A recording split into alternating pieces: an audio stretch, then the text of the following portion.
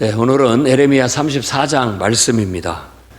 에레미야 34장 말씀은 이제 남왕국 유다, 그러니까 예루살렘이 함락 직전, 완전히 함락 직전에 놓여져 있는 상황에 하나님께서 시드기야에게 주신 말씀이다라고 그렇게 말하고 있습니다.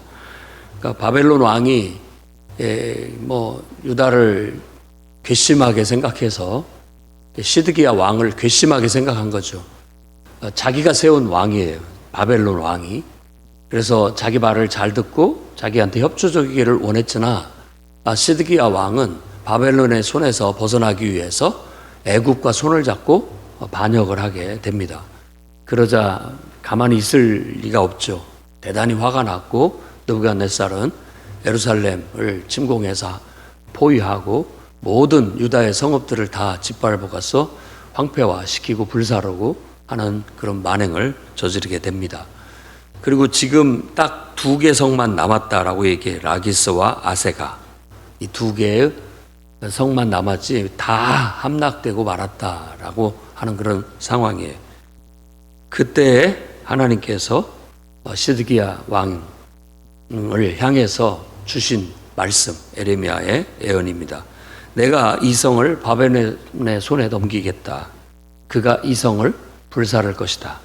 그리고 너는 그 손에 잡혀가서 바벨론 왕 앞에 서게 될 것이다 라는 거예요. 근데 그 바벨론 왕 앞에 선다라는 말은 결국 그 앞에 굴복해서 항복한다는 그런 의미를 갖고 있습니다. 그래서 그의 입과 입을 이렇게 마주하게 될 것이다 라는 말은 신하가 왕 앞에서 그의 명령을 듣는 그런 입장을 설명하고 있는 거기 때문에 항복하게 될 것이다. 결국 그 왕 앞에 너는 굴복하게 될 것이다 라는 것을 말해주고 있습니다. 이런 나라가 망하는 상황 속에서도 하나님께서 시드기야에게 그나마 은혜를 주신 게 뭐냐? 너는 그래도 전쟁에서 비참하게 죽지는 않을 것이다 라는 약속, 그러니까 평안히 죽을 것이다 라는 약속과 그 다음에 너의 장례는 정상적으로 치러지게 될 것이다. 그런 약속이죠. 그러니까 우리가 평안히 죽고 또 장례가 정상적으로 치러지는 것만도 하나님의 은혜구나 이런 거예요. 이런 전란 속에서 이런 아주 흉흉한 속에서 시체가 들에 뒹굴면서 어디서 죽었는지도 모르고 찾을 수도 없고 장례도 치를 수 없는 그런 상황이 즐비한데 그래도 왕이니까 너는 그래도 전장에서 그렇게 비참하게 죽지는 않을 것이고 평안히 죽을 것이고 장례도 정상적으로 치러질 것이다. 사람들의 애도를 받게 될 것이다 라는 거예요. 그러니까 아주 극단적인 상황에서는 이렇게 편안히 죽고 장례만 잘 치러지는 것도 복이다. 이런 것을 말하고자 하는 것 같습니다. 그러니까 왕이니까 그래도 모든 인생은 다 수고하고 고생하면서 살기 때문에 다 죽음을 맞이했을 때 어떤 의미에서 이렇게 애도, 그러니까 고생했다, 수고했다라고 할 수 있는 그런 애도를 할 필요가 있습니다. 그러니까 경의를 표하는 거죠. 죽음 앞에, 모든 인생 앞에 고생했다, 수고했다라고 예의를 갖추는 것이 장례라고 할 수 있습니다. 그래서 이렇게 정상적으로 우리가 편안히 죽고 모든 사람들에게 고생했다라고 인사를 받을 수 있는 것도 축복인 것 같습니다. 부끄럽지 않은 인생, 그리고 또 나름대로 주어진 사명에 충실했던 삶, 또 무엇보다도 우리는 하나님이 우리에게 주신 사명, 하나님이 내게 주신 인생, 하나님의 뜻대로 성실하게 요령피지 않고 곁길로 새지 않고 한 길로 달려왔다. 이것이 가장 하나님 앞에 떳떳한 것이 아닐까 생각하고 모든 사람이 하나님의 백성으로서 또 하나님의 일꾼으로서 한 사람의 인간으로서 인생을 살아왔던 것에 대해서 나름대로 수고했고 고생했다. 경의를 표할 수 있는 그런 삶을 살도록 우리도 힘써야 되겠습니다. 또한 그런 은혜가 있도록 평안히 잘 살다가 성실히 살다가 평안한 죽음을 맞이할 수 있고 또 장례를 은혜롭게 치를 수 있게 해주는 것, 그것이 하나님이 우리에게 베푸신 마지막 은혜가 아닐까 싶습니다. 그런 마지막 은혜가 여러분에게도 있기를 축복합니다. 그 다음에 또 8절에서부터 11절도 똑같은 말을 반복하고 있습니다. 그런 8절에서 11절도 이 이야기는 뭐냐면은 시드기야 왕이 그런 전란 속에서 이스라엘 백성들이 노비로 가 있는 그런 모든 노비들을 전부 해방시켜줬다. 자유를 줬다. 이런 얘기예요. 그러면 이걸 이제 정치적으로 생각을 해본다면 지금 전장에 나가서 싸워야 할 군인들이 필요한데 노비들을 다 군인으로 발탁시키기 위해서 자유를 줬다라고 생각해 볼 수는 있잖아요. 왜냐하면 그런 상황에서는 군인으로 누가 쉽게 나가려고 하지 않고 죽음을 맞이하려고 하니까 군인으로 내보내주면 나간다면 자유를 주겠다고 하면 다 아마 그 길을 선택했으리라 생각을 해요. 그런데 성경의 관점은 좀 다릅니다. 성경의 관점은 원래 동족을 노비로 삼지 말라는 모세의 율법이 있어요. 같은 형제들인데 그 사람을 더 천시하거나 그렇게 해서 노비로 삼아서 더 고통받게 하는 일은 없어야 된다. 형제들끼리는 그러면 안 된다라는 게 모세의 율법의 정신이었던 거예요. 그런데 그런 일들이 버젓이 자행되고 있었고 시드기야 왕을 통해서 이런 상황에서까지 우리가 이렇게 노예로 삼을 수 없다라고 해서 노예 해방을 법으로 왕의 명으로 선포를 했는데 나라의 기득권자들이죠. 고관들, 귀족들, 노비를 많이 부리는 사람들이 그렇게 순종을 하는 듯이 하다가 다시 그 사람들을 끌어와서 노비로 다시 삼았다. 그래서 그런 죄상을 말해주고 있는 거예요. 그래서 정말 이 나라가 멸망하는 이유가 뭐냐라는 걸 다시 한번 보여주는 거라고 생각할 수 있겠습니다. 나라가 망하는 거 결국은 하나님 말씀을 위반했기 때문이다. 시드기야 왕의 선언, 그 법적인 그러한 것들, 또 모세의 율법을 통해서 그 말씀대로 살겠다고 했던 그 언약, 그 계약을 잊어버렸다라는 걸 설명을 해주고 있어요. 그래서 당연히 노예로 삼더라도 존중을 해줘야 될 뿐만 아니라 자기 동족일 경우는 또 7년이 되면 무슨 이유를 떠나서 무조건 놔줘야만 했어요. 7년까지밖에 못합니다. 그런데 그걸 지키지 않았다. 그렇기 때문에 계약을 파기한 거다라고 얘기하면서 18절 말씀에는 송아지를 둘로 쪼개서 그 두 조각 사이로 지나감으로써 계약을 맺는 풍습을 예로 들어서 설명을 합니다. 그러니까 아브라함도 짐승을 잘라서 하나님과 횃불 언약을 했죠. 내 자손을 하늘의 별처럼 바다의 모래알처럼 많게 해주겠다라고 하는 약속. 내가 낳은 씨, 그 후손 약속을 해주시면서 그 둘 사이로 지나갔는데 하나님은 횃불로 나타나셔서 그 사이를 지나가서 아브라함과 언약을 맺었고 그 언약은 지금 이 역사 속에서 후손들에게 대대로 지켜지고 있는 약속이에요.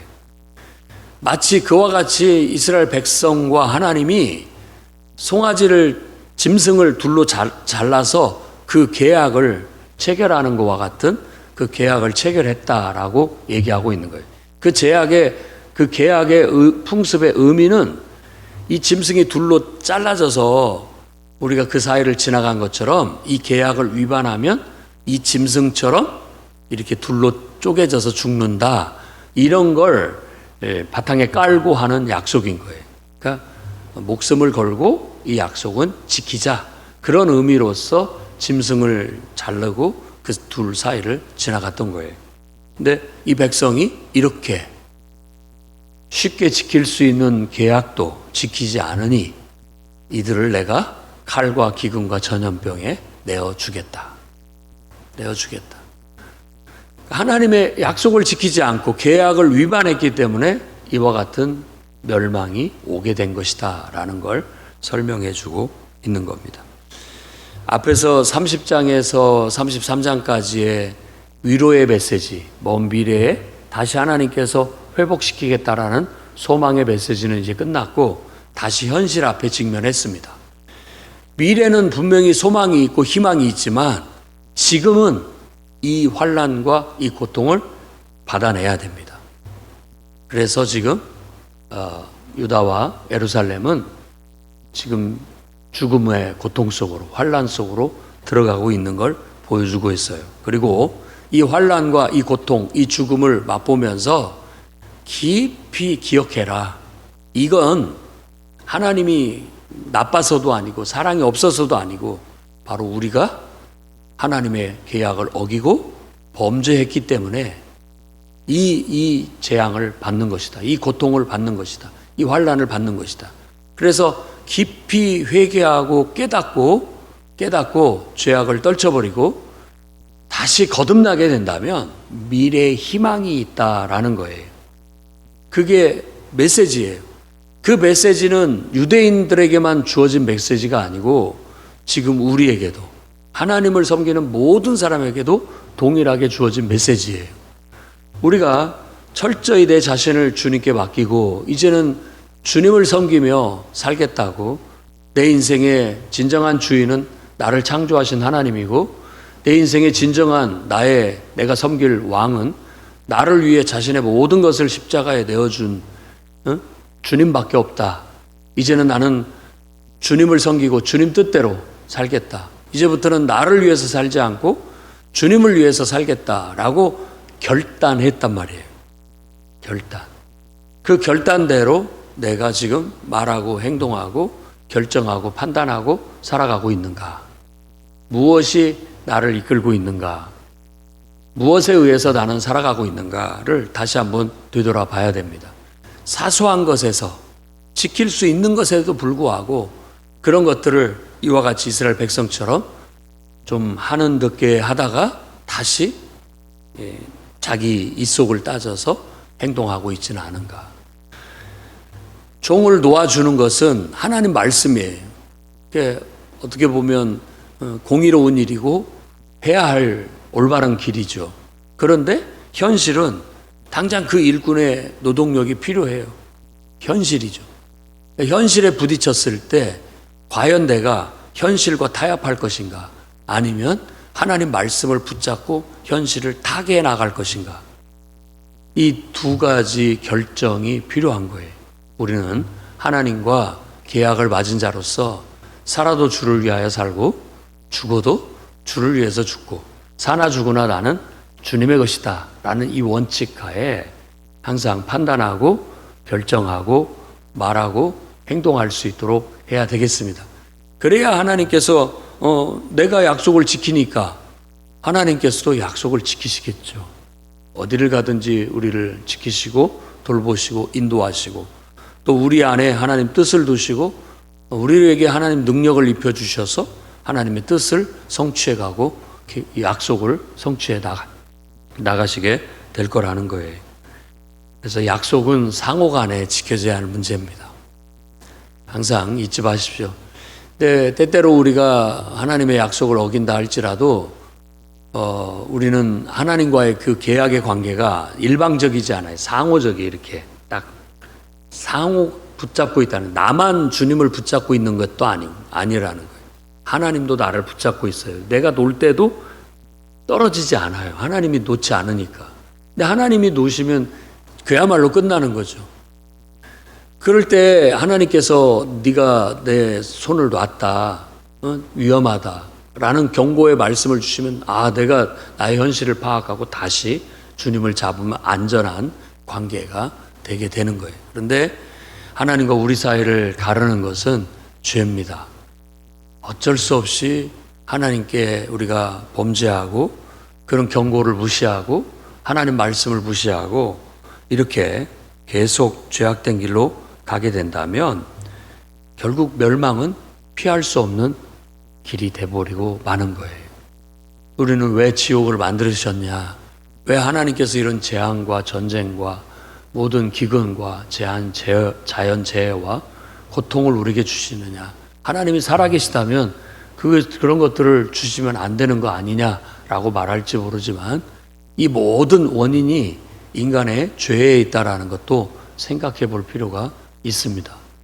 그리고 그와 같은 죄가 다 걷어지는 날 그 저주도 다 풀리게 될 것이다 라는 것도 성경이 가르치는 진리입니다. 그러니까 하늘을 원망하고 환경을 원망하고 사람을 원망하고 사는 것은 어리석습니다.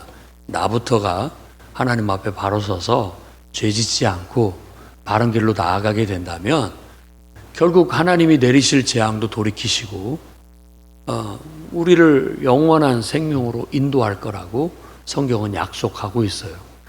다른 사람은 어찌한다 할지라도 나는 항상 하나님을 쫓아 바른 길을 그 한 길로 정직한 길로 걸어가게 된다면 다른 사람도 동참하게 될 것이고 언젠가는 하나님의 뜻이 성취될 날이 올 것이다 라는 믿음을 가지고 그렇게 우리는 주의 길을 가는 사람들입니다. 흔들림 없이 오늘 또 여러분들이 멸망의 길을 벗어나 생명의 길로 나아갈 수 있는 그 좁은 길로 나아갈 수 있는 그런 선택을 하고 실천하는 성도들이 되시기를 주의 이름으로 축원합니다. 기도하겠습니다. 거룩하신 주님, 진리의 말씀은 분명하여 헷갈리지 않고 혼란스럽지 않습니다. 오직 우리가 하나님을 사랑하고 하나님과 온전한 언약을 맺고 그 맺은 언약대로 철저히 순종해서 실천해 나간다면 하나님의 약속의 말씀은 우리에게 복이 되어 축복이 되어 모든 저주가 거치고 영생의 축복을 받게 될 줄로 믿습니다. 오늘도 우리가 그 생명의 길, 그 좁은 길을 선택하여 싸우니 흔들림 없이 꿋꿋하게 그 길을 가게 하옵소서. 사탄의 유혹, 세상의 유혹 모든 것 다 떨쳐버리게 해주시고 믿음의 용기로 오직 하나님 말씀대로 주님의 약속의 손을 붙잡고 나아갈 수 있는 굳건한 믿음의 용사들, 주님의 일꾼들 되게 해 주옵소서. 예수님 이름으로 기도드립니다.